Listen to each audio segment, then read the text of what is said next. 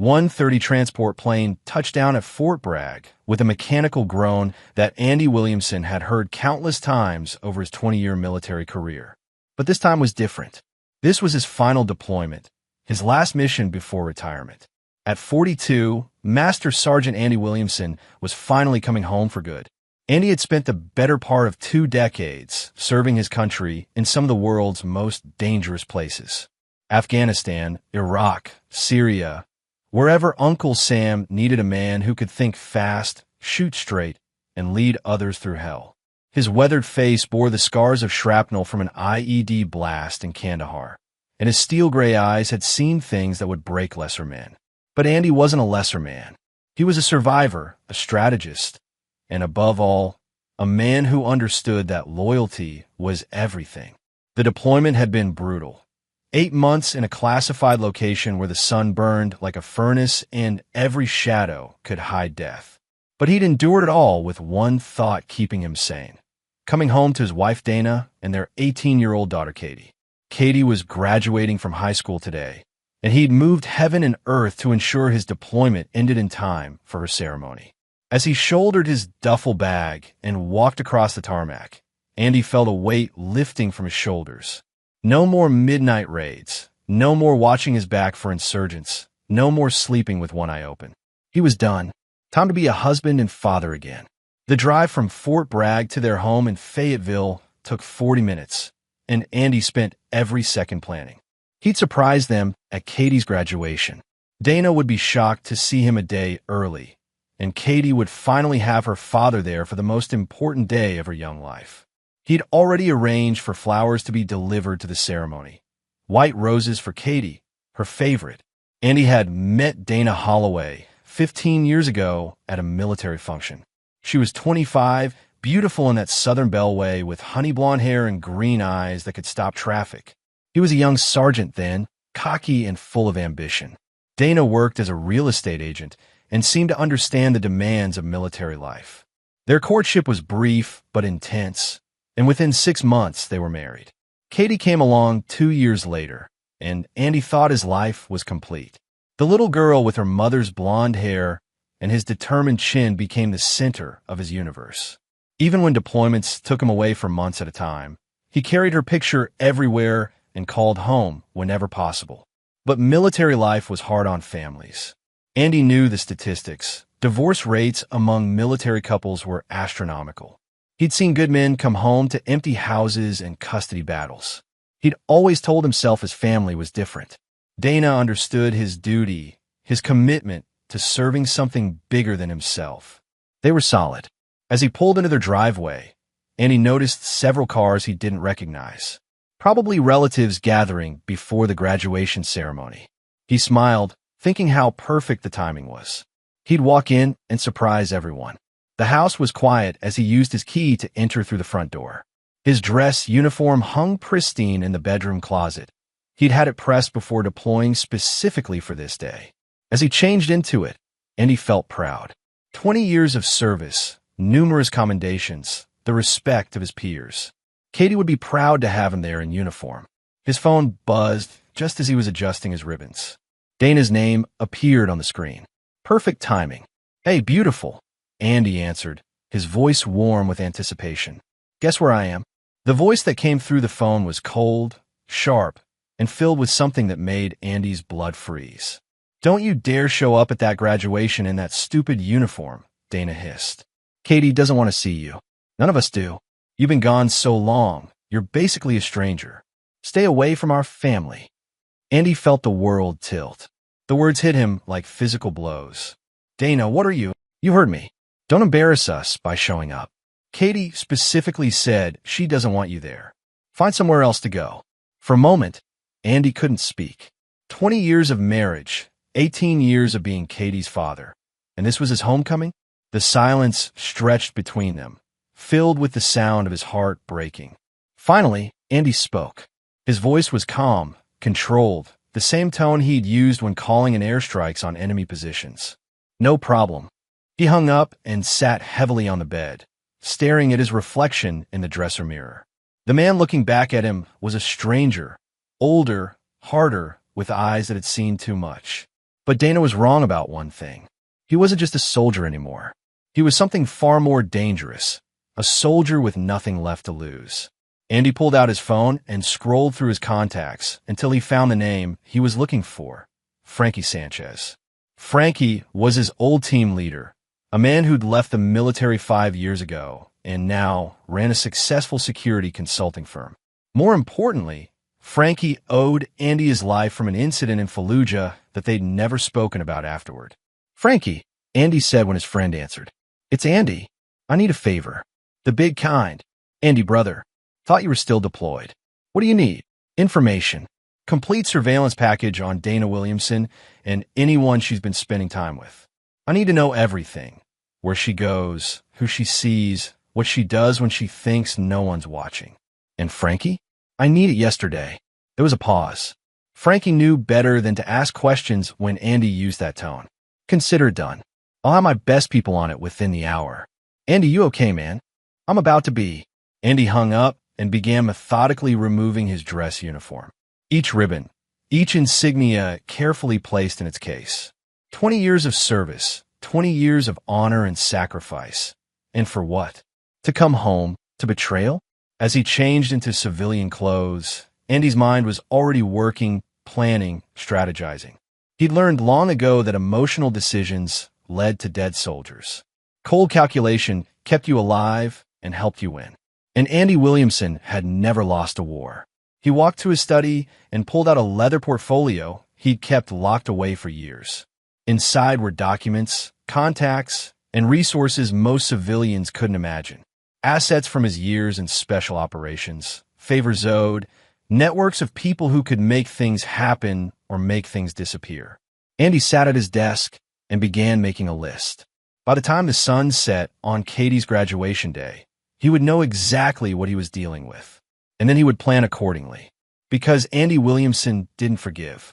He didn't forget, and he never, ever lost. Chapter 2. The Discovery.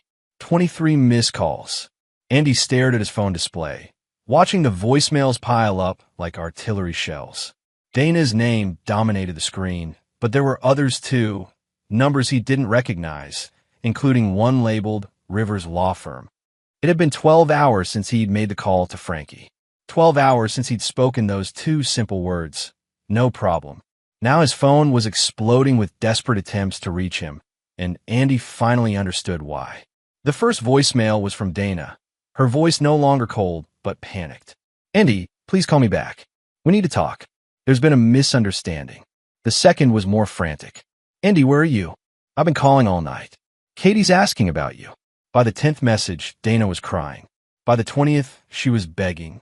But it was the message from Stan Rivers, attorney at law, that made Andy smile for the first time in 24 hours. "Mr. Williamson, this is Stan Rivers representing your wife. Please contact my office immediately. There are urgent matters we need to discuss regarding asset protection and other concerns. Time is of the essence." Andy deleted all the messages without listening to the rest and made himself coffee. Real coffee, not the bitter swill they serve in the field. As he sat at his kitchen table, he spread out the files Frankie had delivered at dawn. The surveillance photos told a story that made Andy's jaw clench. Dana wasn't alone in any of them. The man with her was tall, well-dressed, and handsome in a way that suggested he'd never worked a day of hard labor in his life. The timestamps showed a pattern going back over a year. Lunches that ran late into the afternoon, evening meetings at upscale hotels, weekend trips when Andy was deployed. The man's name was Mitch Head, and his background check revealed exactly what Andy had expected. 38 years old, divorced real estate developer who specialized in luxury properties. Clean credit, no criminal record, and a reputation for charming wealthy women. He'd been married twice before, both marriages ending when he moved on to more profitable opportunities. The financial records Frankie had obtained through less than legal means painted an even uglier picture. Dana had been siphoning money from their joint accounts for months, hiding it in accounts that bore only her name. She'd also been using their home equity line of credit for what appeared to be vacations and expensive gifts, items Andy had never seen. But it was the recorded conversations that truly opened Andy's eyes to the depth of the betrayal. never leave the military. Dana's voice was clear through the surveillance equipment Frankie's team had planted. He's too much a Boy Scout. But after this deployment, he'll be eligible for retirement. That's when we make our move. Mitch's voice was smooth, confident. And you're sure he doesn't suspect anything? Please. Andy's so focused on duty and honor, he'd never think to look. Besides, Katie's almost 18. Once she graduates, we can push him out completely. He'll be devastated about losing his daughter, and he'll just disappear. Probably re-enlist or something. What about the house? The assets? Already handled. I've been moving everything into my name gradually. By the time he realizes what's happening, it'll be too late to stop us. My lawyer says. Andy had heard enough. He closed the file and leaned back in his chair, processing the magnitude of their betrayal. They hadn't just been having an affair. They'd been planning to destroy him completely. To take everything he'd worked for and leave him with nothing. But they'd made one crucial mistake. They'd underestimated who they were dealing with. Andy opened his laptop and began researching. Mitch's head might look clean on the surface, but every man had secrets. And Andy knew how to find them. Within 2 hours, he'd uncovered the truth about Mitch's business practices. The man wasn't just a real estate developer. He was a predator who specialized in identifying vulnerable women with assets, seducing them, and then systematically draining their resources before moving on to the next target. Dana wasn't his first married victim, and she wouldn't be his last. The pattern was always the same. Charm the wife while the husband was distracted or absent. Convince her that she deserved better, that her current life was holding her back. Help her hide assets for her protection. Then, once the divorce was finalized and he'd gained access to half the marital property, he'd disappear with everything, leaving the woman devastated and broke. And he found court records from 3 previous cases. Each time, Mitch had walked away clean while his victims were left with nothing. The system protected men like him, smart enough to stay within the legal boundaries, charming enough to convince others he was the victim when things went wrong. But Andy wasn't the system. He was something far more dangerous. His phone rang, interrupting his research. Katie's name appeared on the screen. For a moment, Andy hesitated. His daughter had been turned against him, poisoned by her mother's lies. But she was still his little girl. Dad. Katie's voice was small, uncertain. Mom said you were back, but that you didn't want to see me. Is that true? And he closed his eyes, feeling rage build in his chest like a nuclear reactor approaching critical mass. Katie, sweetheart, that's not true. I came home specifically for your graduation. I wanted nothing more than to be there with you. But Mom said, your mother said a lot of things, honey, but I need you to listen to me very carefully. I love you more than anything in this world. That will never change, no matter what anyone tells you. Do you understand? There was silence on the other end, then the sound of crying. I don't understand what's happening, Dad. Everything's been so weird lately. Mom's been acting strange, and there's this man who's been coming around. What man, Katie? His name is Mitch something.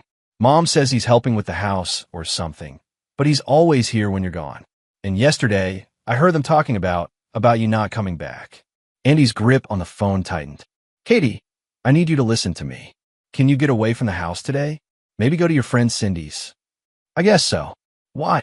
Because some things are about to change, and I don't want you to be caught in the middle. Can you do that for me? Dad, you're scaring me. Don't be scared, sweetheart. Just remember that I love you, and no matter what happens, that will never change. Can you promise me you'll stay away from the house tonight? Okay, Dad. I promise. After Katie hung up, Andy sat in the silence of his kitchen, surrounded by evidence of the most profound betrayal he'd ever experienced. His wife had sold him out for a smooth-talking con man. His daughter had been poisoned against him. Everything he'd fought for, everything he'd sacrificed for, had been systematically dismantled while he was serving his country. But Dana and Mitch had made one fatal error in their calculations. They thought they were dealing with a simple soldier, a man bound by rules and honor and conventional thinking. They were wrong. Andy Williamson had spent 20 years learning how to identify targets, how to plan operations, and how to execute missions with surgical precision. He'd been trained by the best military minds in the world to think like a weapon, to be patient, to strike when the enemy least expected it. Dana and Mitch had just declared war on the wrong man. Andy picked up his phone and began making calls. Not to lawyers or counselors or any of the conventional resources a normal husband might use. Instead, he called numbers that didn't appear in any directory, spoke to people who operated in the shadows between legal and illegal, between justice and revenge. By sunset, Andy had assembled a team. By midnight, he would begin the most important mission of his career, the mission to destroy anyone who had betrayed him. Chapter 3. The Setup. The abandoned warehouse on the outskirts of Fayetteville had been empty for 3 years, a casualty of the recession that had hit the area hard. To most people, it was just another eyesore. To Andy Williamson, it was the perfect command center. He arrived at 0600 hours, just as the sun was painting the sky blood red. Frankie Sanchez was already there, along with 3 other men Andy recognized from the old days. They were the kind of soldiers who didn't exist on paper anymore, operators who'd done the jobs that governments denied and civilians couldn't imagine. "Hell of a setup you've got here," said Harvey McLean, a massive man with arms like tree trunks and scars that told stories he'd never share. Harvey had been Andy's demolitions expert in Afghanistan, a man who could make a building collapse with surgical precision or level a city block if the situation called for it. "Reminds me of that op in Damascus," added Devin Griffith, unpacking electronic equipment from a steel case. Devin was pure genius when it came to surveillance and electronic warfare.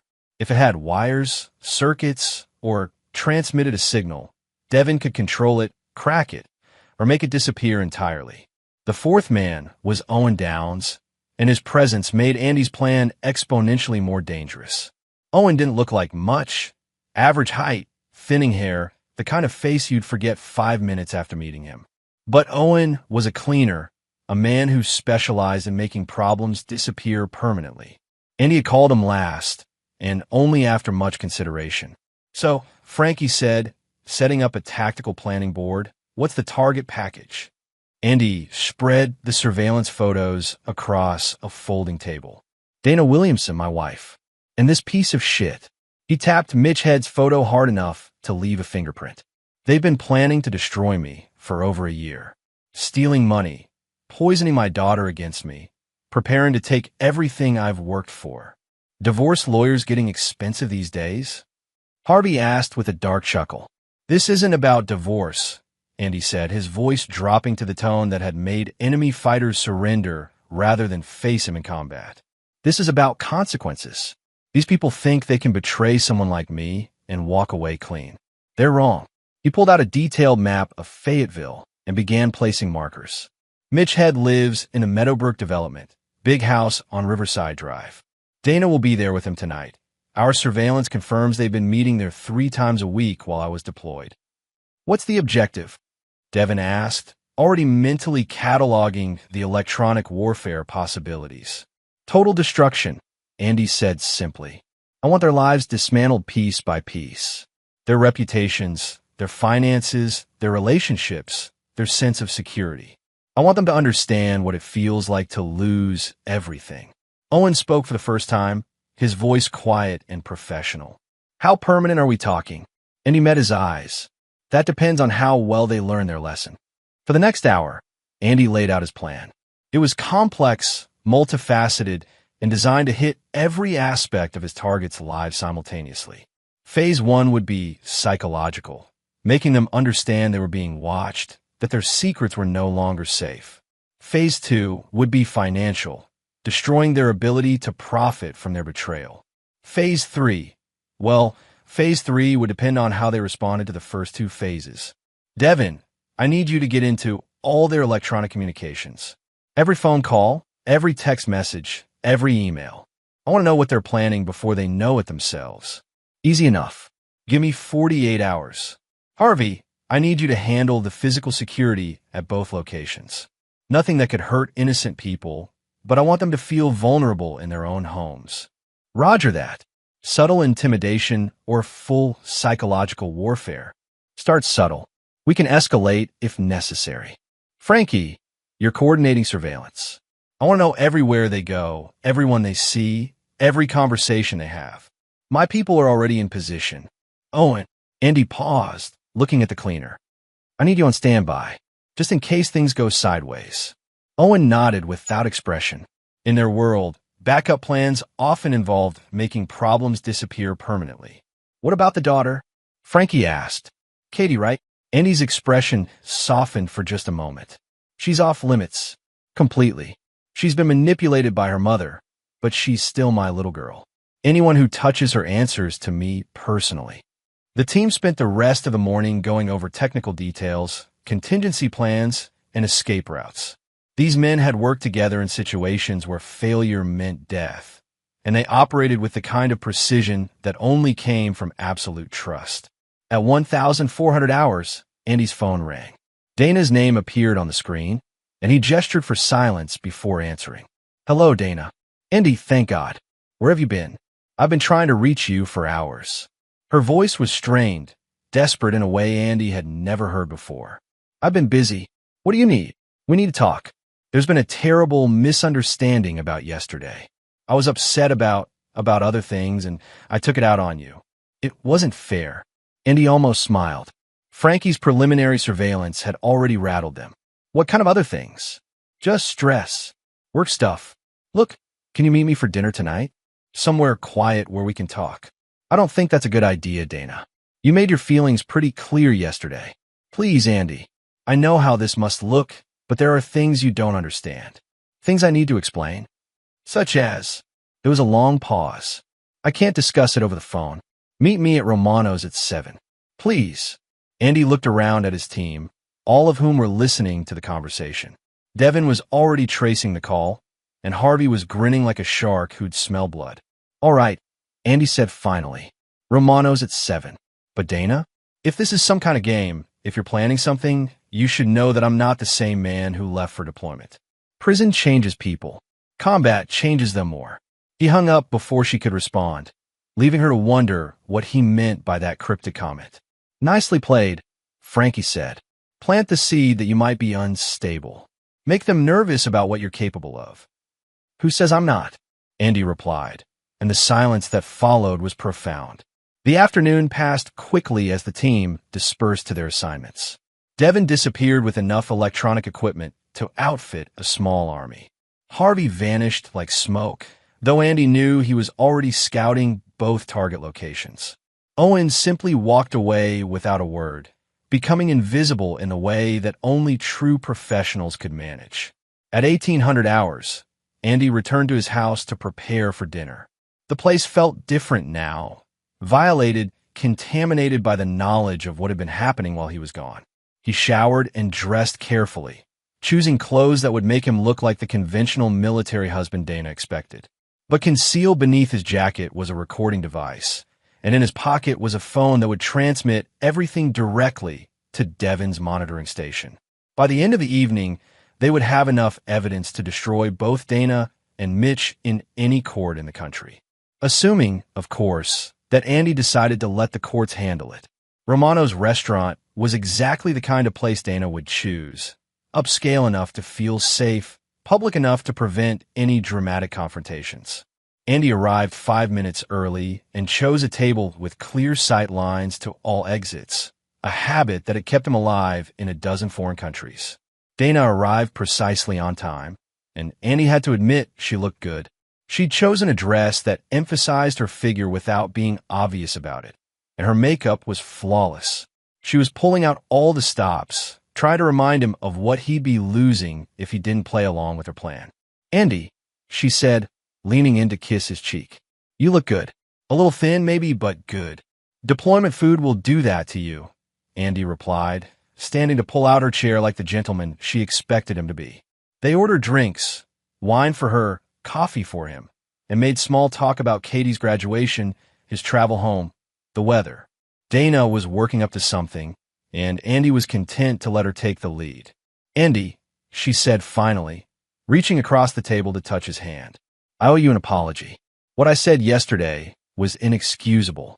I was under a lot of stress, and I took it out on you. What kind of stress?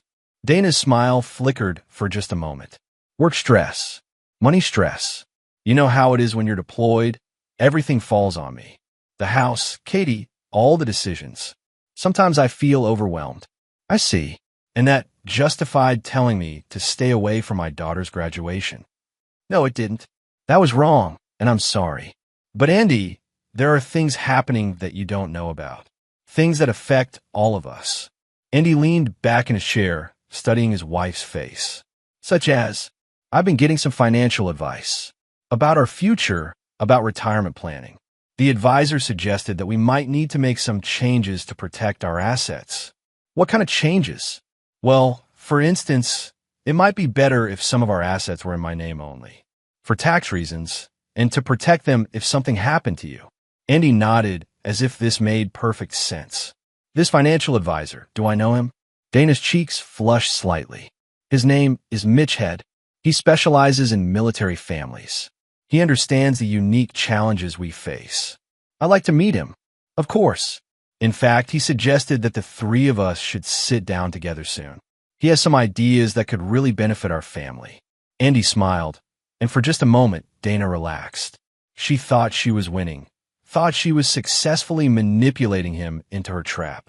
She had no idea that every word she'd spoken was being recorded, analyzed, and added to a growing file that would destroy her completely. That sounds great, Andy said, raising his coffee cup in a mock toast. To new beginnings. To new beginnings, Dana agreed, clinking her wine glass against his cup. As they finished dinner, Andy's phone buzzed with a text from Devin. Phase 1 was complete. In the next 24 hours, Dana and Mitch would discover that their private conversations weren't private anymore. Their financial transactions were being monitored, and their carefully laid plans were about to become very public knowledge. Andy paid the check and walked Dana to her car, playing the role of the concerned husband perfectly. He kissed her goodnight and promised to call tomorrow about meeting with Mitch. But as he watched her drive away, Andy's expression shifted back to the cold, calculating look of a predator who'd just cornered his prey. The war had officially begun. Chapter 4, First Strike. The text message arrived at 0347 hours. Package delivered. Subjects are awake. Andy smiled in the darkness of his temporary command post. Harvey's first move had been subtle but effective. A brief power outage at Mitch Head's house, followed by the sound of someone testing doors and windows. Nothing criminal, nothing traceable, just enough to make two guilty people understand that they were no longer safe in their sanctuary. By 0600, Devin had intercepted 17 phone calls between Dana and Mitch, each more panicked than the last. Someone was outside my house last night. Mitch's voice was tight with fear on the recording. I heard footsteps, saw shadows. When I looked out, the street was empty, but I know someone was there. Maybe it was just...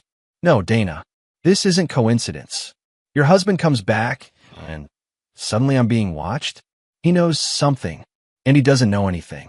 He's not smart enough to. Your husband is special forces, Dana.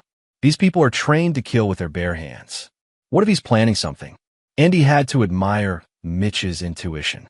The man was a predator himself, which made him more sensitive to being hunted. Unfortunately for him, that same predatory instinct had made him overconfident. At 0800, Andy walked into the offices of Rivers' law firm, the same legal practice that had left him a voicemail. The receptionist, a young woman named Sherry Morris, looked up with a professional smile. I'm here to see Stan Rivers, Andy said. Andy Williamson. The smile faltered. Mr. Williamson? Please have a seat. I'll let Mr. Rivers know you're here. Within 30 seconds, a nervous-looking man in an expensive suit appeared. Stan Rivers was exactly what Andy had expected. Mid-40s, soft around the middle, the kind of lawyer who specialized in separating military men from their assets. Mr. Williamson, thank you for coming in. I've been trying to reach you. I got a message. You said there were urgent matters to discuss. Rivers led Andy into a conference room and closed the door. Yes, well, your wife came to me with some concerns about asset protection. She seemed to think you might be unstable since returning from deployment. Unstable how? PTSD, anger management issues, that sort of thing. She was worried about her safety and wanted to ensure that the family assets were protected. Andy nodded thoughtfully. I see. And you agreed to help her? Well, yes. When a military spouse expresses concerns about domestic violence. Have there been any reports of domestic violence, Mr. Rivers? No, but any police reports? Hospital visits? Evidence of any kind that I've ever laid a hand on my wife? Rivers shifted uncomfortably. No, but these situations can escalate quickly. So if you decided to help my wife steal my assets based on her word alone, without investigating, without talking to me, without any evidence whatsoever. Mr. Williamson, I resent the implication. Andy leaned forward, and his voice dropped to a whisper that made Rivers's blood freeze. Mr. Rivers, I've spent 20 years serving my country. I've been shot, blown up, and decorated for valor under fire. I've never once struck my wife, threatened her, or given her any reason to fear for her safety.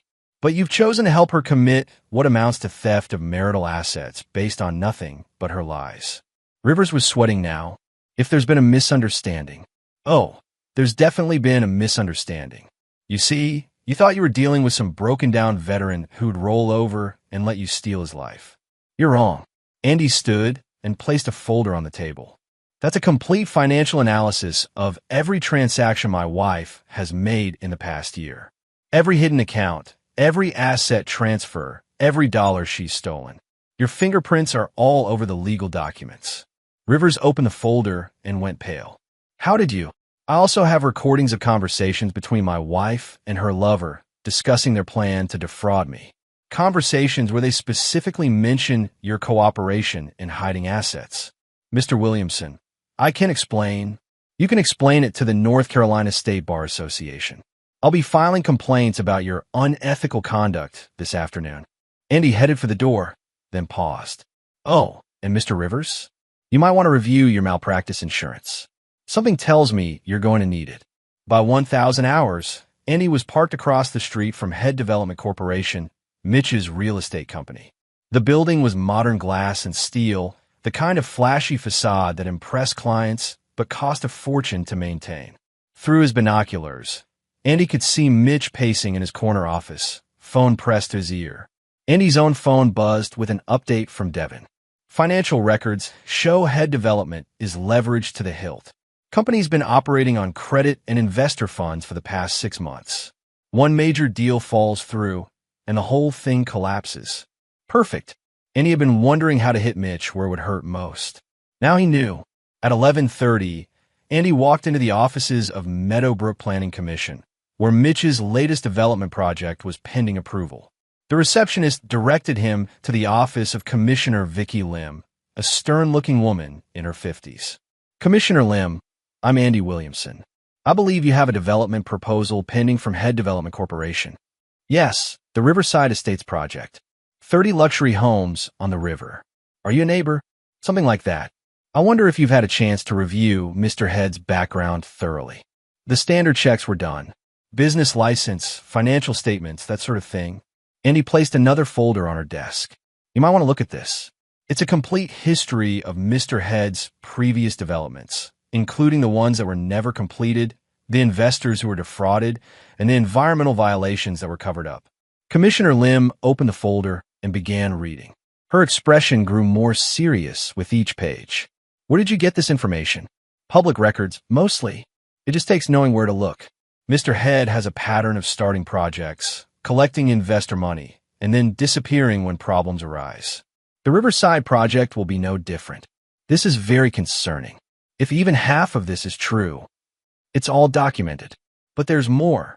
Andy pulled out a second folder. Environmental impact studies from the proposed site. Did you know there's an underground stream running directly through the property?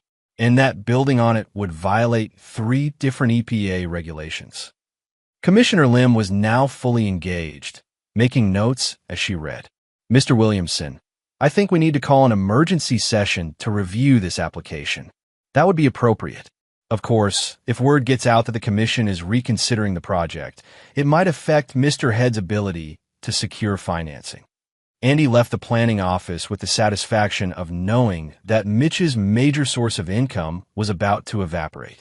But he wasn't done yet. At 1,400 hours, Andy paid a visit to First National Bank, where Mitch held his primary business accounts. Andy had called ahead, using his military credentials and a few carefully placed references to arrange a meeting with the bank president, Tommy Roth. Mr. Williamson, It's an honor to meet you. Your service record is impressive. Thank you, Mr. Roth. I'm here about a potential fraud issue involving one of your commercial clients. Oh, Andy spread out financial documents on Roth's desk. Mitch Head has been using fraudulent income statements to secure loans.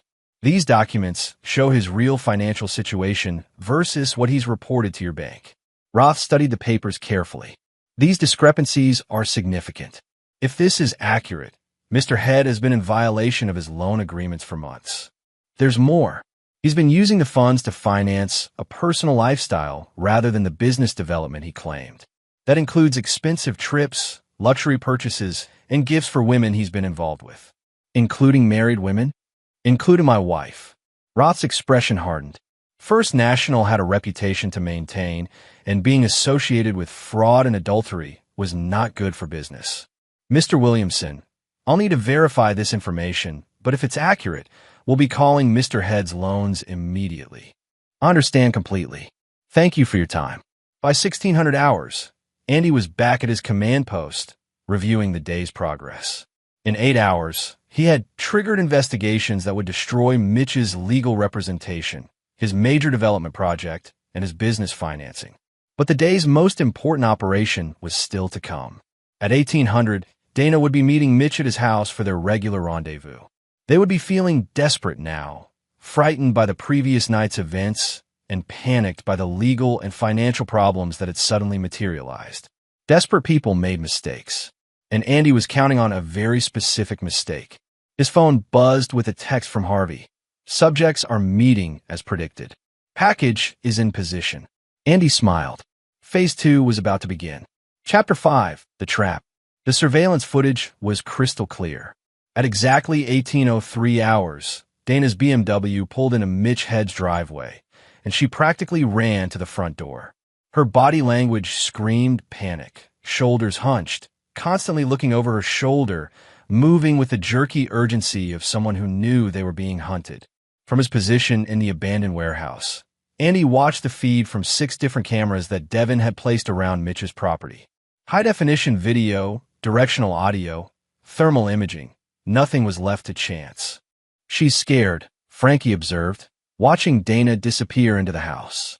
She should be, Andy replied, his voice carrying the cold satisfaction of a predator who'd successfully driven his prey exactly where he wanted them. Inside the house, the audio surveillance was picking up every word.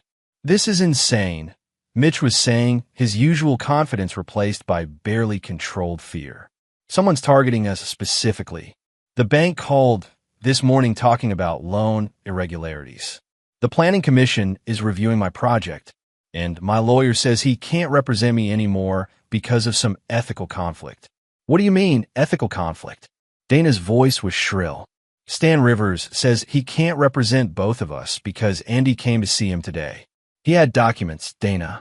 Financial records, recordings, things that should have been impossible to get. There was a long pause, then Dana spoke in a whisper. How much does he know? Everything. He knows about us, about the money transfers, about the divorce plan. The question is what he's planning to do about it. Andy smiled grimly. What he was planning to do was far worse than anything they could imagine. On the monitor, Andy watched as Harvey's thermal signature approached the house from the rear. The big man moved like a ghost, despite his size, decades of covert operations having taught him how to navigate hostile territory without detection. Harvey's in position, Devin reported. All surveillance equipment is active, and the subjects are in the target zone. Execute Phase 2 Alpha, Andy ordered. What happened next was a masterpiece of psychological warfare. Harvey began with something simple, the sound of someone walking on the roof. Not running, not trying to break in, just the steady, deliberate footsteps of someone who wanted to be heard. Inside the house, Dana and Mitch froze. What was that? Dana whispered. Chill. Mitch was moving toward the window, trying to see outside. There's someone up there. The footsteps stopped, and for 30 seconds there was silence. Then they resumed, this time moving from the roof to the side of the house, as if someone was climbing down. Call the police, Dana hissed. And tell them what? That my married girlfriend and I heard footsteps while we were planning to defraud her husband. Andy had to admire Mitch's tactical thinking. even while despising the man himself. Calling the police would create a record, questions that neither of them wanted to answer. Phase 2 Bravo began with the lights. Every light in the house went out simultaneously, plunging Dana and Mitch into total darkness. Emergency power kicked in 30 seconds later, but those 30 seconds were enough to send both targets into full panic mode. "Someone cut the power," Mitch said, his voice tight with fear. "This isn't random. Someone is specifically targeting us." "It's Andy," Dana said, and for the first time she sounded absolutely certain. "He knows. Oh God, he knows everything." Phase 2 Charlie was the most subtle and perhaps the most effective.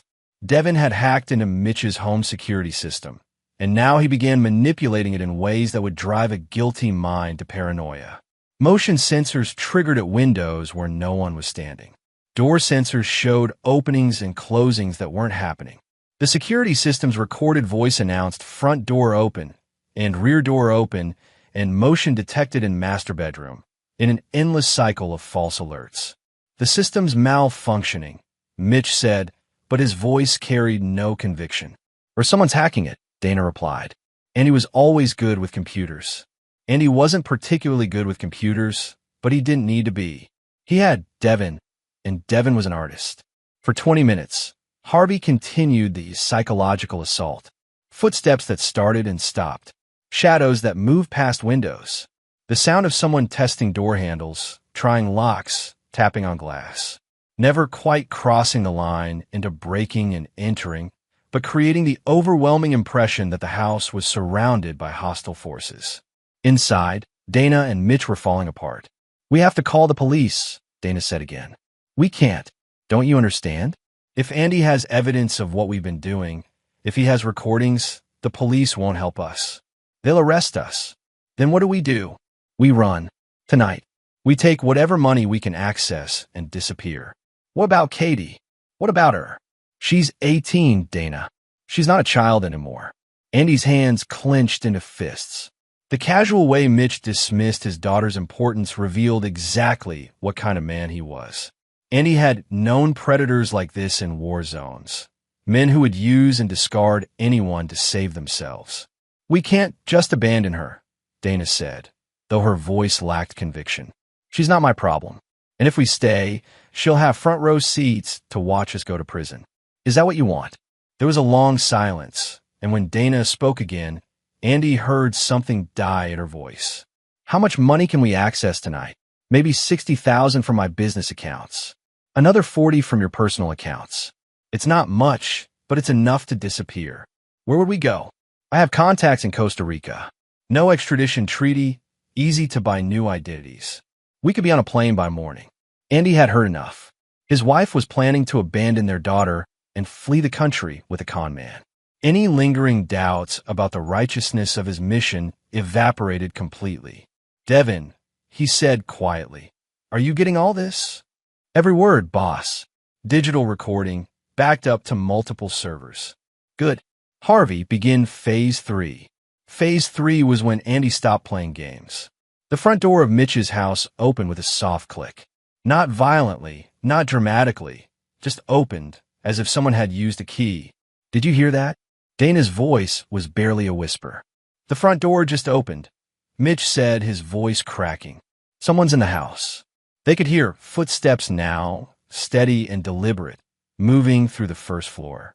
Not trying to be quiet, not sneaking, walking with the confidence of someone who belonged there. "Back door," Mitch hissed. "We go out the back door."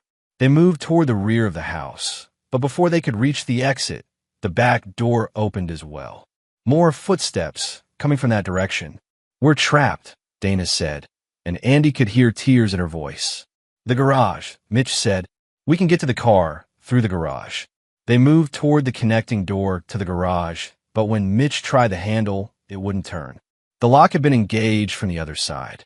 "It's locked," he said, rattling the handle desperately. "That's impossible. It doesn't lock from the garage side."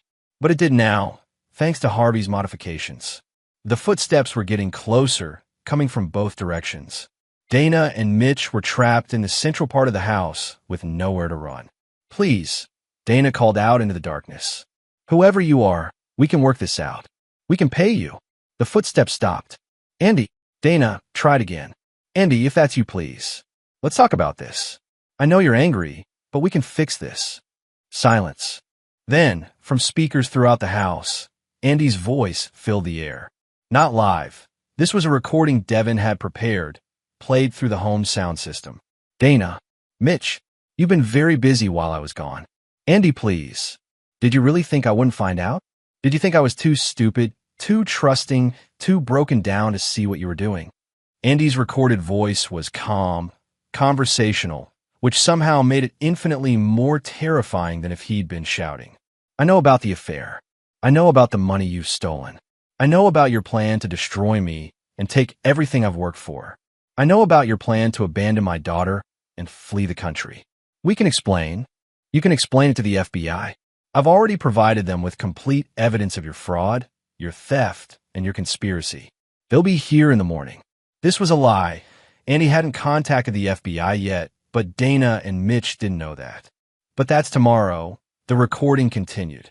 Tonight, you belong to me. The lights went out again, but this time they didn't come back on. In the command center, Andy stood up. Harvey, Owen, time to go. Bring them to the warehouse. Alive. Owen asked. For now.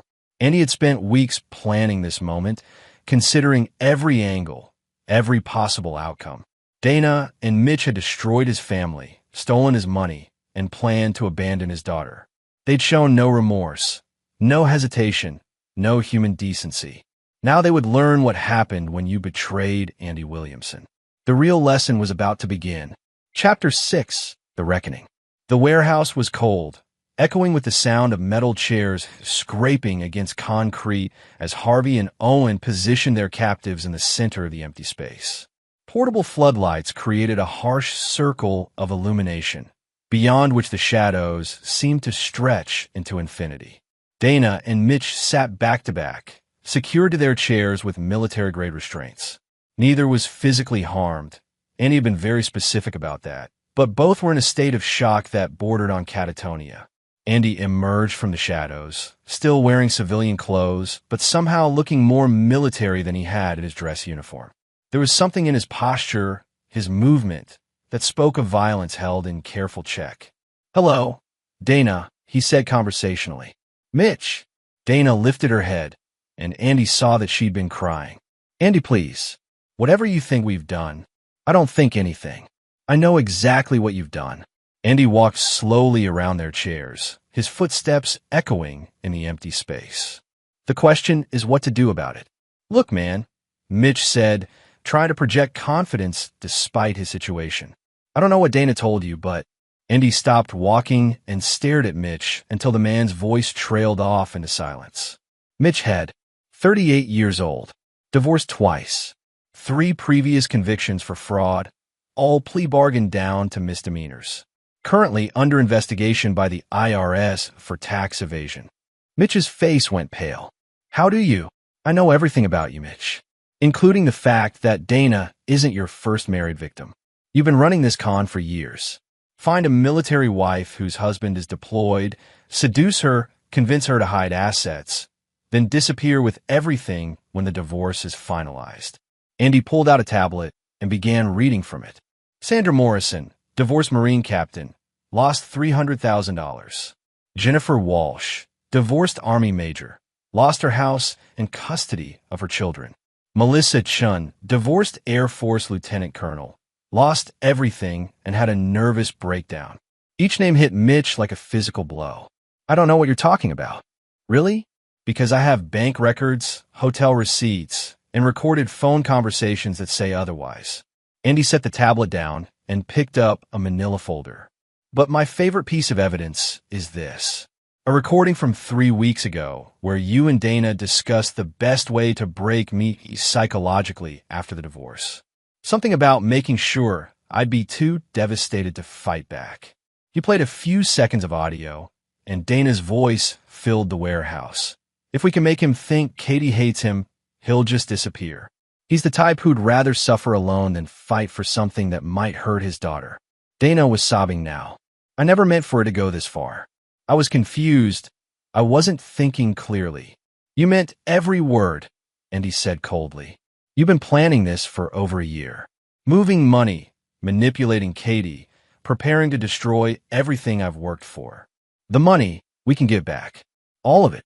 Can you give me back my daughter's respect? Can you give me back 20 years of trust? Can you give me back the pride I felt when I thought I was coming home to a family that loved me? Andy's voice never rose above conversational level, but something in his tone made both captives flinch. Here's what's going to happen, Andy continued. Mitch, you're going to confess to defrauding every woman you victimized. You're going to make restitution to each of them, and you're going to disappear from North Carolina forever. And if I refuse? Andy smiled, and it was not a pleasant expression. Owen, show Mr. Head what happens to people who refuse. Owen stepped into the light, and Mitch saw him clearly for the first time. There was something about the man's face, his dead eyes, that spoke of violence as casual as breathing. I specialize in making problems disappear, Owen said quietly. Sometimes the problems are evidence. Sometimes they're witnesses. Sometimes they're people who refuse reasonable requests. Mitch swallowed hard. What? What kind of confession? Written, signed, witnessed, and notarized. Admitting to fraud, conspiracy, and conspiracy to commit adultery, with specific details about your methods and your other victims. That would destroy me legally. Yes, it would, but you'd be alive to face the consequences. Refuse, and I'll let Owen solve the problem his way. Mitch looked around the warehouse, taking in the isolation, the professional way he'd been captured, the obvious military precision of the operation. These weren't civilians playing games. These were men who'd done this sort of thing before in places where nobody would ever ask questions. I'll sign whatever you want, he said finally. Smart choice. Andy turned to Dana. Your situation is more complicated. Andy, I'm your wife, the mother of your daughter. Doesn't that mean anything? It meant everything, right up until you decided to throw it away for a con man and some stolen money. Andy pulled up another chair and sat facing her. For a moment, his expression softened, and Dana saw a glimpse of the man she'd married. Do you remember our wedding day? He asked. You promised to love me for better or worse, in sickness and health, for richer or poorer. Do you remember that? Yes, Dana whispered. I kept those promises. Through 4 deployments, through months of separation, through the nightmares and the injuries and all the things that come with military life. I kept my promises. I know you did. And you threw them away the first time some smooth talker convinced you that you deserve better. Andy stood up and began pacing again. But here's the thing, Dana. I'm not just angry about the affair. People make mistakes. Marriages fail, it happens. What I can't forgive is what you did to Katie. I never hurt Katie. You turned her against me. You poisoned her mind, made her think I didn't want to be at her graduation, convinced her that I was abandoning the family. You used our daughter as a weapon against me. Dana was crying harder now. I was scared. I thought if you found out about Mitch. So you decided to destroy my relationship with my daughter to protect your affair. You were willing to sacrifice everything she and I had together to save yourself. Andy knelt down, so he was at eye level with Dana. That's unforgivable. A man can survive losing his wife. He can survive losing his money, his house, his pride. But you try to take away my daughter. That's where you cross a line you can never uncross. What are you going to do? Andy stood up and walked back into the shadows. When he returned, he was carrying a briefcase. You're going to sign divorce papers, giving me full custody of Katie and admitting to adultery and fraud. You're going to liquidate every asset you've hidden and return every penny you've stolen. You're going to disappear from Katie's life completely. I can't abandon my daughter. You already did. The moment you decided to flee the country with Mitch. The only question now is whether you disappear voluntarily or involuntarily. Dana looked around the warehouse, seeing the same things Mitch had seen. The isolation, the professional setup, the men who moved like predators. And if I sign, you get to live. You get a head start before I turn the evidence over to the authorities. You get a chance to disappear somewhere that doesn't have an extradition treaty. How long? 24 hours. Andy opened the briefcase and pulled out legal documents that had obviously been prepared in advance. Every detail had been considered, every contingency planned for. These papers transfer everything back to me. House, bank accounts, investments, everything. They also include a confession to adultery and fraud, witness statements about your affair with Mitch, and a voluntary relinquishment of all parental rights. I can't sign away my daughter. You already have. You just haven't made it legal yet. For 20 minutes, Dana tried to negotiate to find some middle ground that would let her keep some connection to Katie. But Andy was implacable. She'd crossed the line when she'd used Katie as a weapon, and there was no going back. Finally, with Owen's dead eyes watching her every move, Dana signed the papers. Mitch had signed his confession an hour earlier, admitting to running elaborate fraud schemes against military wives and providing specific details that would allow law enforcement to prosecute him successfully. Excellent, Andy said, collecting the documents. Harvey, take them back to Mitch's house. Leave them there. Don't let them communicate with anyone. Don't let them take anything but basic clothes and identification. What about cars, money, phones? They can have one car and whatever cash they have in their wallets. Nothing else. And he turned back to his captives. You have 24 hours before I turn this evidence over to the FBI, the IRS, and the North Carolina State Police. I suggest you use that time wisely. Where are we supposed to go? Dana asked. That's not my problem anymore. As Harvey and Owen prepared to transport Dana and Mitch back to Mitch's house, and he pulled out his phone and made a call. Katie, it's Dad. Can you meet me at the house tomorrow morning?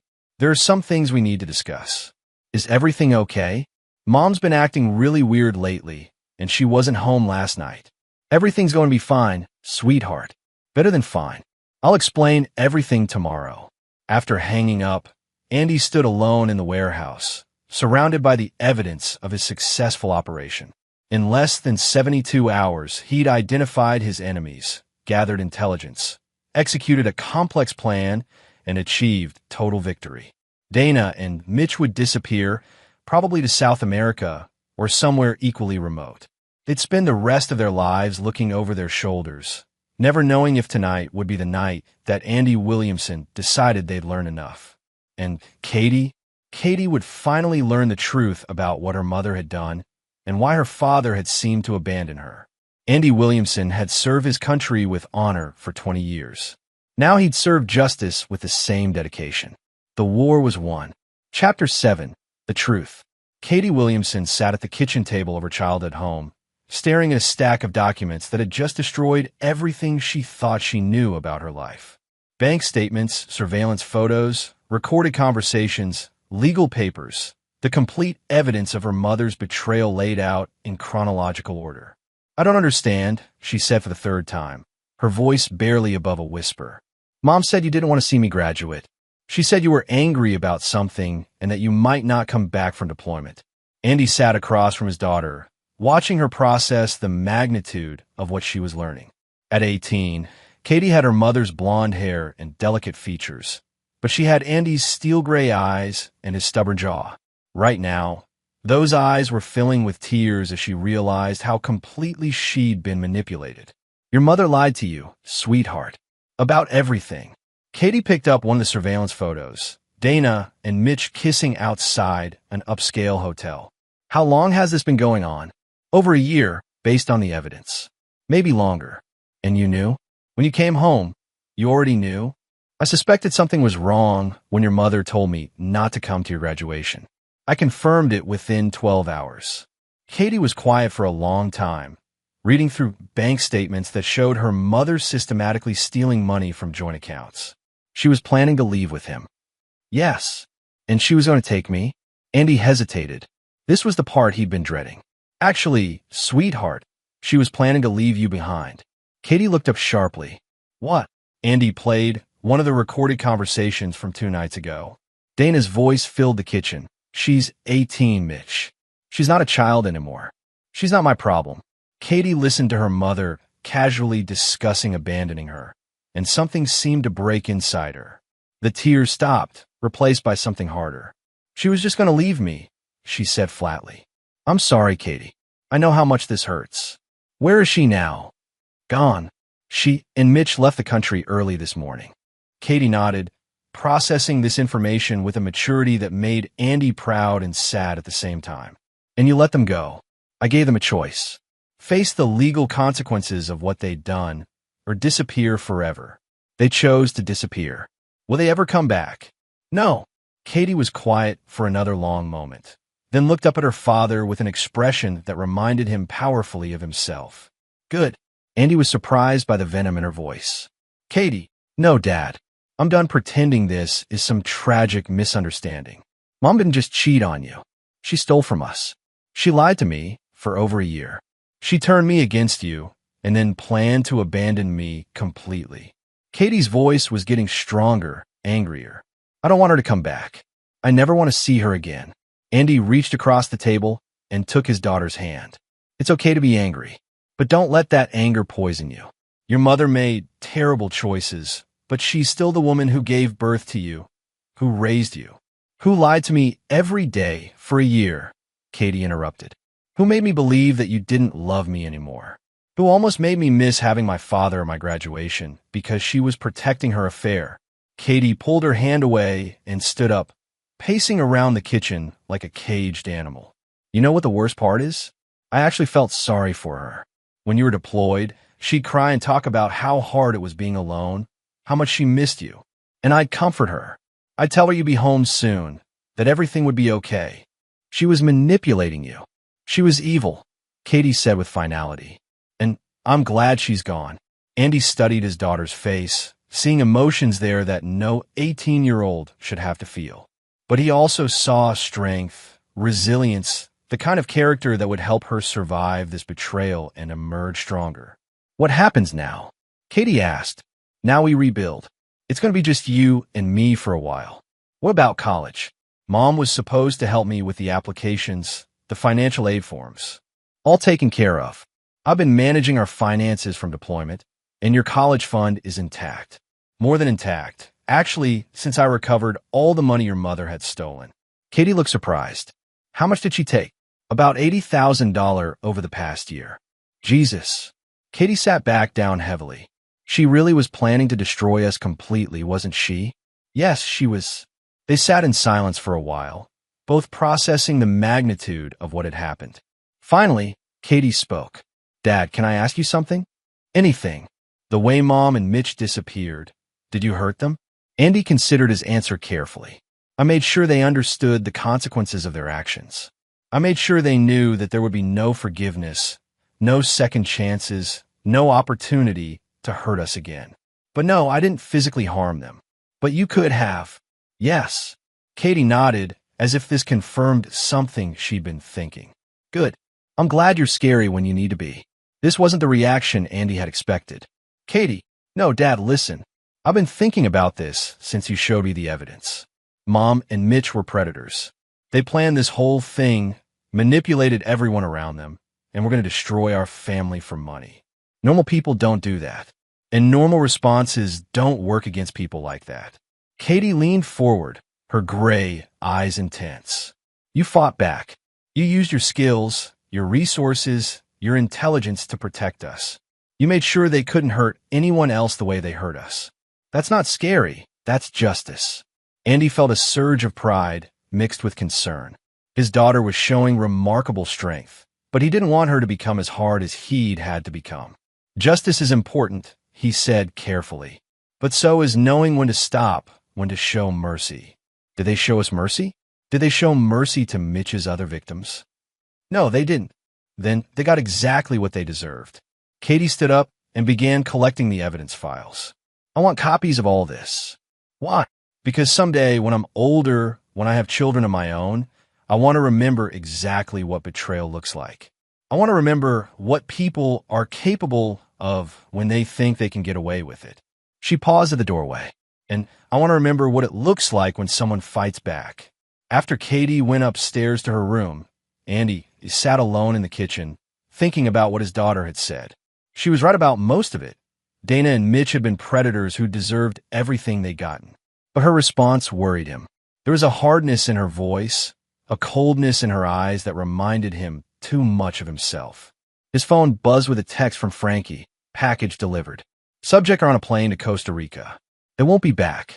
Andy deleted the message and went to his study, where he opened a bottle of whiskey he'd been saving for his retirement.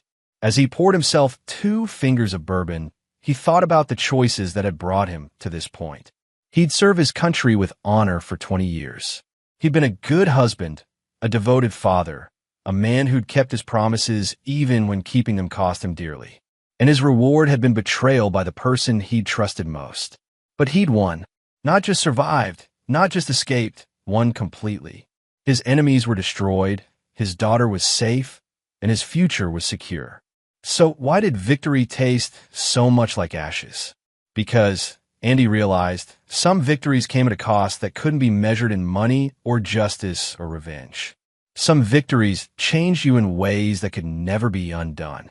He'd protected his daughter from her mother's betrayal, but in doing so, he'd shown her a side of the world and a side of himself that no child should have to see. Andy finished his drink and went upstairs to check on Katie. She was at her desk, reading through the evidence files again, making notes in a notebook. "What are you writing?" he asked. "A timeline. I want to understand exactly when everything happened, when the lies started, why I should have known something was wrong." "Katie, you were 17 when this started. You had no way of knowing." "I should have seen it," she said firmly.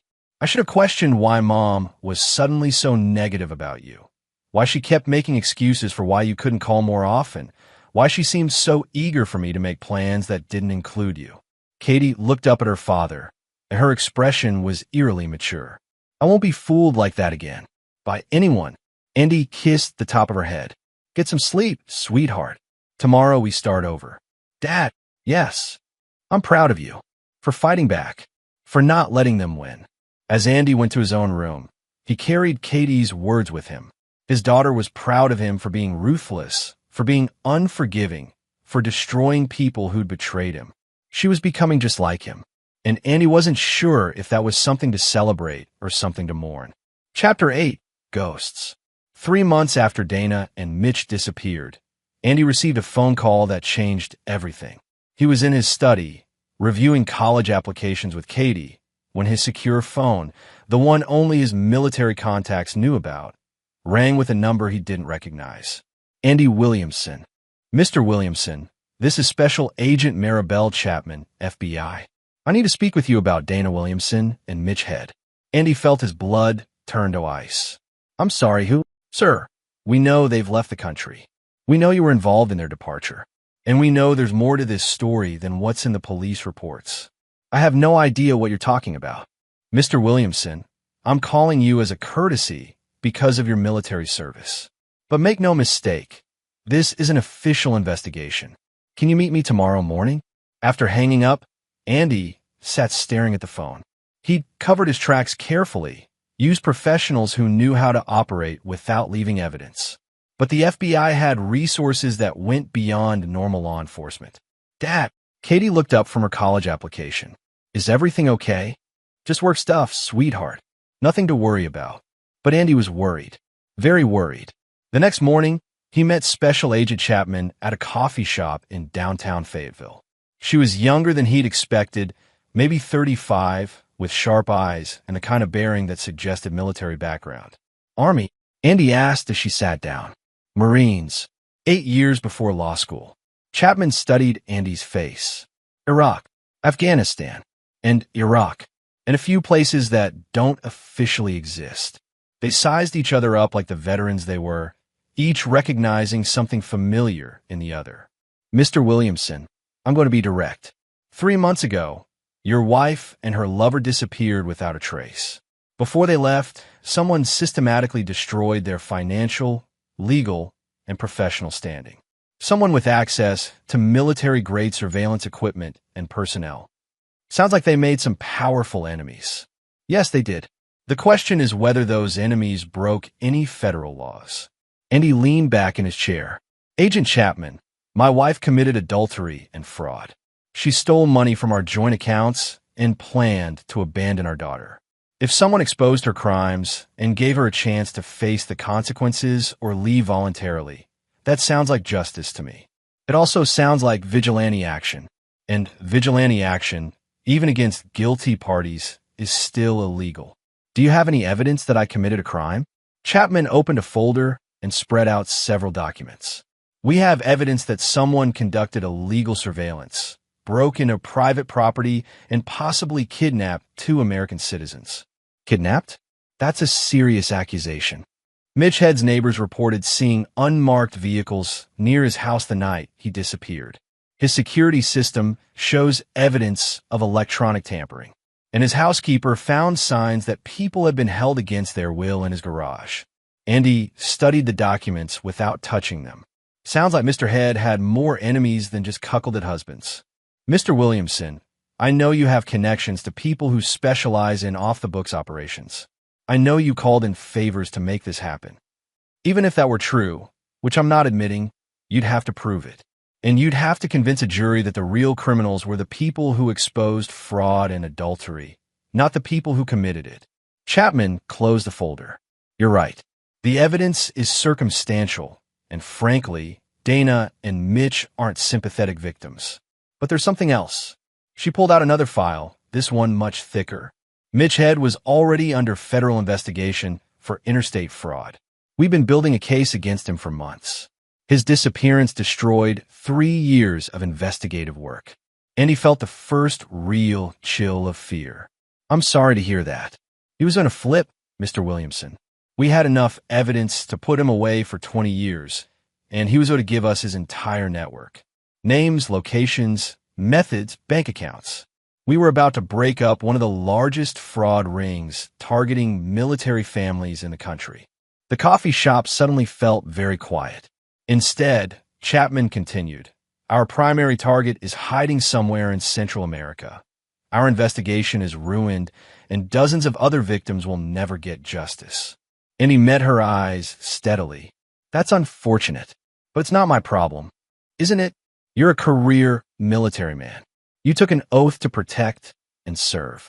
Do you really feel good about letting dozens of other military families suffer because you wanted personal revenge? The words hit Andy like physical blows.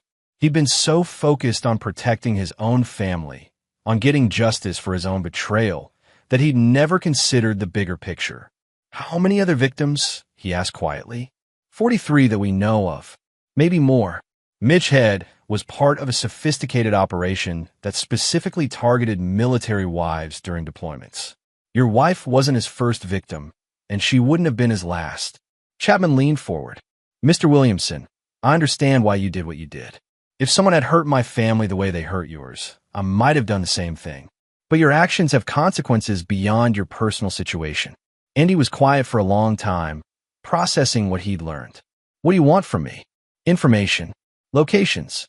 Anything that might help us find Head and continue the investigation. I told you, I don't know where he is. But you know people who do. You know people who could find him. Andy considered this. Frankie's organization had resources that could track anyone, anywhere. But using those resources again would mean admitting to Chapman that he'd been involved in the original operation. Hypothetically, Andy said, if someone were to provide information about Head's location, what would happen to that someone? Hypothetically, if that someone were a decorated veteran who'd been the victim of fraud and adultery, and if that someone were to cooperate fully with our investigation, the Justice Department might be inclined to overlook certain irregularities in how the information was obtained. It was a deal. Immunity in exchange for cooperation. I need 24 hours, Andy said. You have 12. That afternoon, Andy called an emergency meeting with his team at the warehouse. When he explained the situation, the reactions were predictably mixed. This is why we don't leave loose ends, Owens said flatly. Should have solved the problem permanently from the beginning. The FBI agent is right, Frankie said. We focus on the personal betrayal and ignored the bigger picture. Head was part of something larger. So what's the play? Harvey asked, and he had been thinking about that question all afternoon. We give him Head, not Dana. She's Katie's mother, and despite everything, I won't be responsible for putting her in federal prison. But Head is a predator who's hurt dozens of families.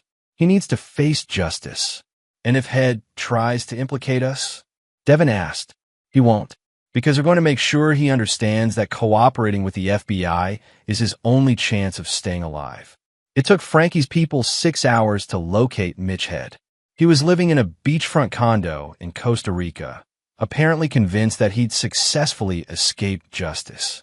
He had no idea that Andy Williamson's reach extended far beyond the borders of North Carolina. The extraction was simple and clean. Head was sedated, transported to a private airfield, and flown back to the United States in a corporate jet that existed only on paper. By the time he woke up, he was in federal custody in Quantico, Virginia. The FBI was impressed by the professionalism of the operation, though they asked no questions about methodology. Special Agent Chapman called Andy that evening. "Mr. Head is being very cooperative. It seems someone convinced him that his best option was to tell us everything he knows. I'm glad to hear he's seeing reason. He's provided information about a network spanning 12 states and involving millions of dollars in fraud against military families. It's going to be the biggest bust of its kind in FBI history.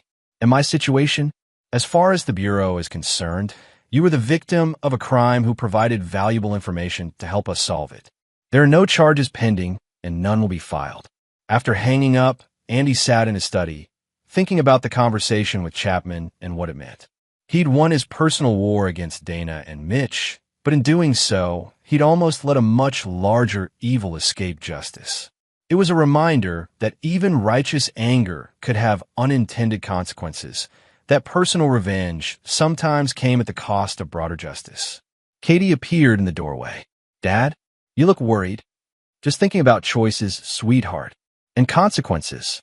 "The FBI agent called, didn't she?" Andy looked up sharply. "How did you?" "I saw the name on your phone when it rang. I looked her up online." Katie sat down across from her father. "She's investigating fraud against military families. Mom and Mitch were part of something bigger, weren't they? There was no point in lying." Katie was too smart, and she'd already seen enough deception to last a lifetime. "Yes, they were. And when I made them disappear, I accidentally interfered with an FBI investigation. But you fixed it. You helped them catch the real bad guys." "Yes, I did. But I almost didn't. I was so focused on our situation that I almost let dozens of other families suffer." Katie was quiet for a moment, then nodded. "That's why justice has to be bigger than revenge." Andy looked at his daughter with surprise. "That's a very wise observation. I've been thinking a lot about what happened, about what you did, what Mom did, what it all means." Katie met her father's eyes. "I understand why you did what you did, and I'm still glad you fought back. But I also understand that being strong enough to fight means being wise enough to know when fighting isn't enough." As Andy tucked Katie into bed that night, he reflected on how much his daughter had grown in just 3 months.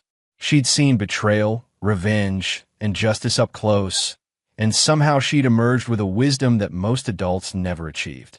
Maybe that was the real victory. Not the destruction of his enemies, but the preservation of his daughter's moral compass despite everything she'd been through. The ghost of his choices would always be with him. But Katie would face her future with strength, wisdom, and the knowledge that sometimes fighting back was the only option. That was enough. Chapter 9. No Forgiveness. 1 year later, Andy Williamson stood at the graduation ceremony of the FBI National Academy, watching Special Agent Maribel Chapman receive an award for her work on the largest military family fraud case in Bureau history.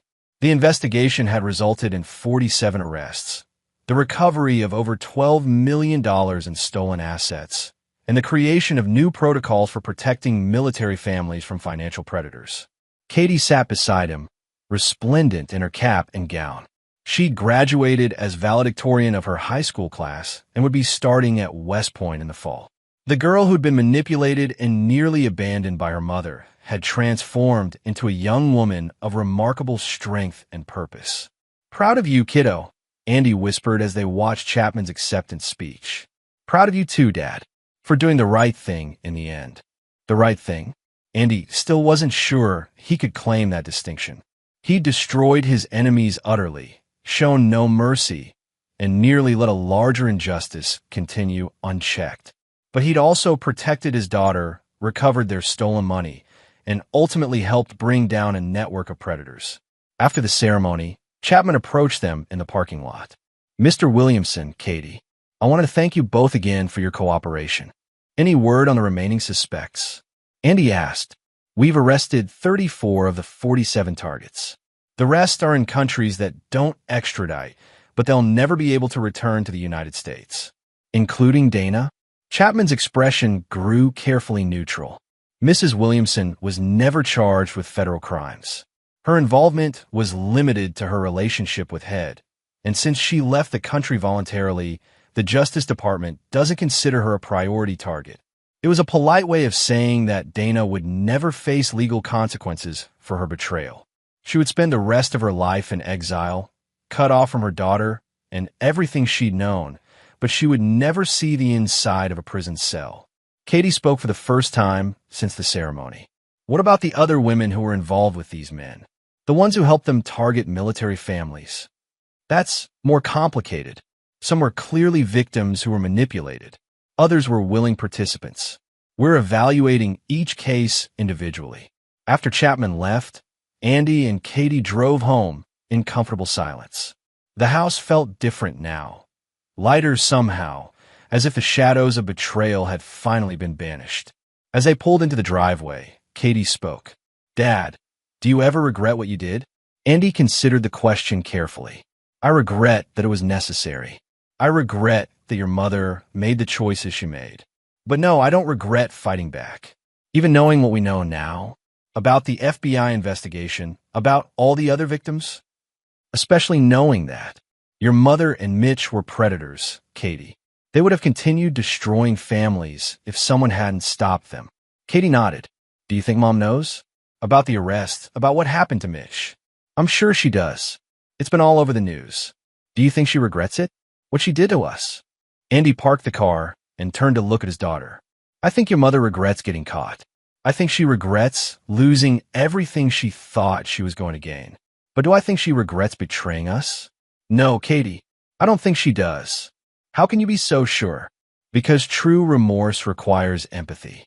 It requires understanding how your actions hurt other people.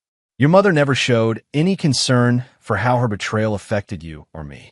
She was only upset when she realized there would be consequences." Katie was quiet for a moment, then asked the question Andy had been dreading. "Do you think I'll ever see her again? Do you want to?" "No," Katie said without hesitation. "I just wondered if you'd try to stop me if I changed my mind." Andy shook his head. "You're 18 now, almost 19. You're an adult who can make her own decisions. But Katie, if you ever do decide to contact your mother, remember who she really is. Remember what she was willing to do to us. Don't let her manipulate you again." "I won't," Katie said with the quiet confidence that had become her trademark. "I know exactly who she is now, and I know who I am too." That evening, as Andy sat in his study, he received an encrypted email from an address he didn't recognize. When he opened it, he found a single photograph. Dana sitting alone at a sidewalk cafe in what looked like a Central American city. She appeared older, worn down by exile and the constant fear of discovery. Her hair was different, her clothes were modest, and her eyes held the hollow look of someone who'd lost everything that mattered. There was no message, no explanation of who had sent the photo or why. But Andy understood. It was a reminder that his reach was still long, that even in exile, Dana was not beyond his influence. He deleted the email and the photograph without saving either. Dana Williamson was dead to him, as surely as if she'd been buried in the ground. The woman in the photo was just a stranger who happened to share her face. Andy's phone rang, interrupting his thoughts. It was Frankie. "Andy, just wanted to let you know, word came back from our contacts in Costa Rica. Had tried to escape federal custody during transport. Didn't make it." Andy was quiet for a moment. Tried to escape, or help to escape? Does it matter? Justice was served either way. After hanging up, Andy sat in the darkness of his study, thinking about justice and revenge and the thin line between them. Mitch Head was dead, killed while attempting to escape federal custody. The official report would show that he'd been shot by U.S. Marshals while trying to flee during a prisoner transport. The truth was probably more complicated, but Andy felt no guilt about Head's death.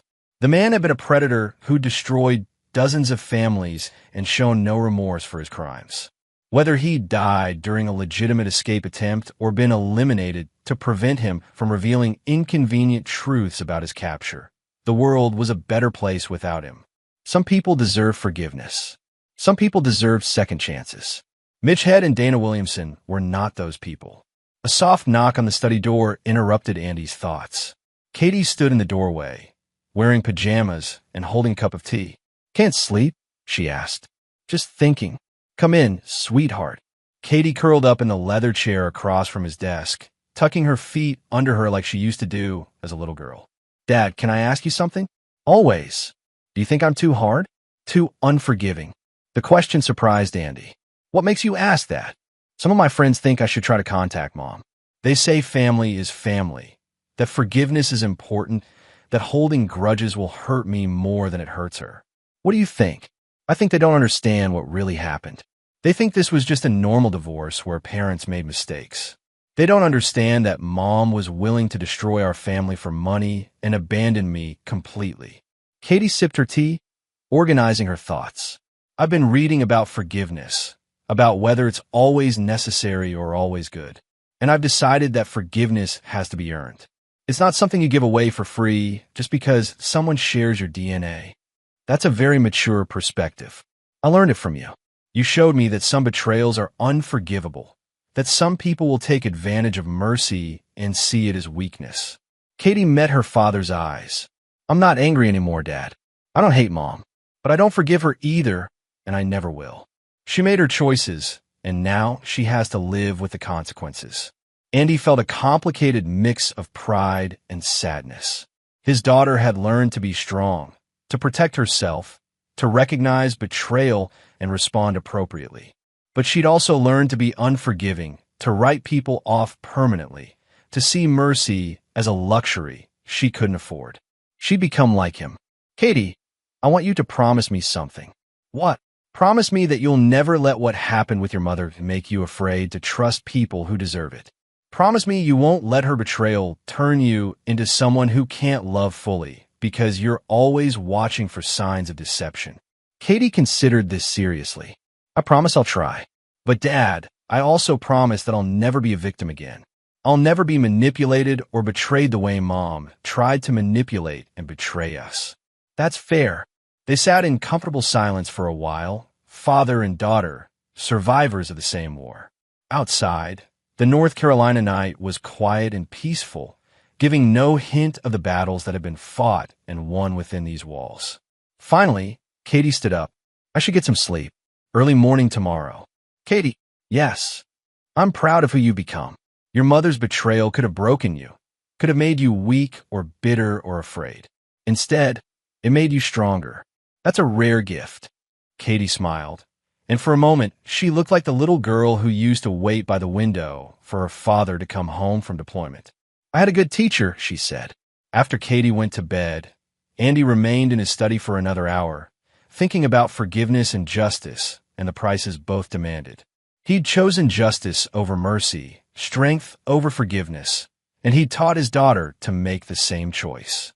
It had saved them both, but it had also changed them in ways that could never be undone.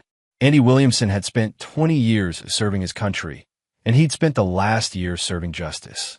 He'd protected his daughter, destroyed his enemies, and helped bring down a network of predators who'd victimized dozens of military families. He'd won every battle, but victory, Andy had learned, was a cold companion. It kept you safe, it preserved your strength, it ensured that no one could hurt you the way you'd been hurt before. It also ensured that you'd never be quite the same person you'd been before the war began. And he turned off the lights in his study and headed upstairs. Tomorrow would bring new challenges, new battles, new opportunities to choose between mercy and justice. And Andy Williamson would be ready for all of them, because some men forgave, and some men won. Andy had chosen to win. And there you have it. Another story comes to an end. What did you think? I'd love to hear your thoughts in the comments below. If you enjoy this story, consider joining our community by subscribing. It means the world to us. For more stories like this one, check out the recommended videos on screen, and I'll see you there.